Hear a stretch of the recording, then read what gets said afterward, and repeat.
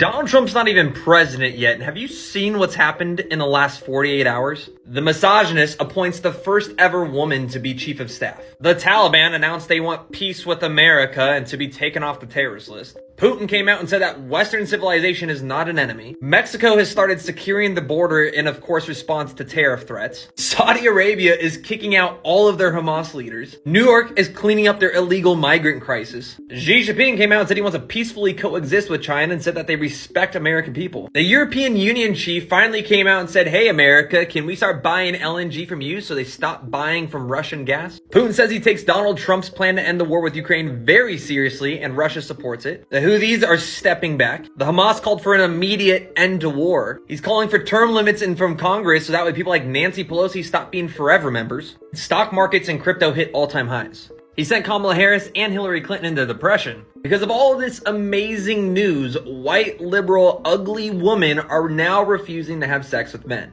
America is in fact being made crazy.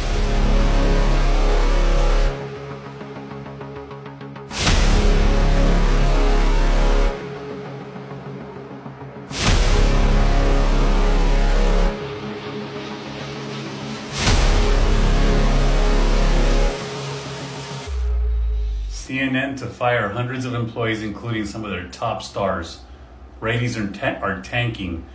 After the election and all the gaslighting that happened, as you can see, Chris Wallace said he's going to go do podcasting. If you didn't catch that earlier, MSNBC. Also, ratings are tanking. Layoffs are coming. That's the Trump effect.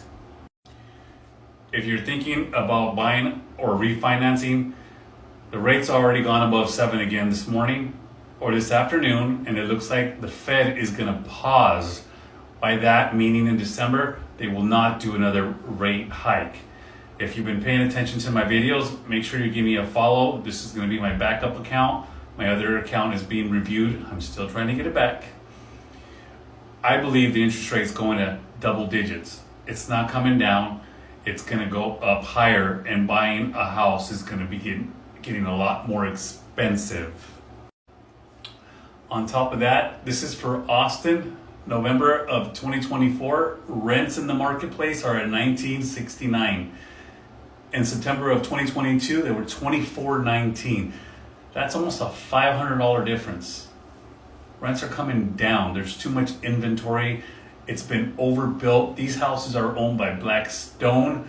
A lot of chatter in the market is saying that the big corporations are going to start to dump houses, and they're going to dump them $50,000, $60,000 to $100,000 off to try to get rid of them because they see the writing on the wall and the market's going to crash. If you like content like this, remember to follow for more. 1 day from Trump taking the oath of office, what is the most important thing that everybody is looking for? That is my question. I'll start with you. Joe Biden has been a phenomenal president. He's lived up to so many of the promises he's made. There's one promise left that he could fulfill, being a transitional figure. He could resign the presidency in the next 30 days, make Kamala Harris the president of the United States. Whoa. It would absolve her from being able to, from having to oversee the January 6th transition, right, of her own defeat.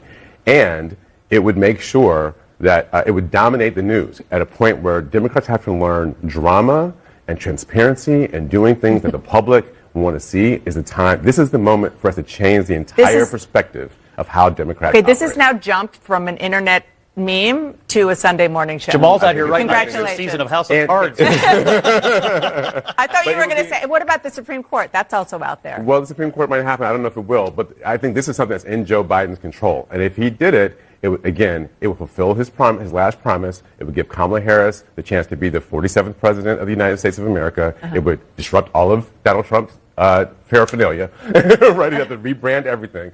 But she would, and it would make it easier for the next woman who runs for president to not have to worry about all the historical, weight of being the first. We can Top solve that, this problem. Brad. I have something that's a lot more realistic.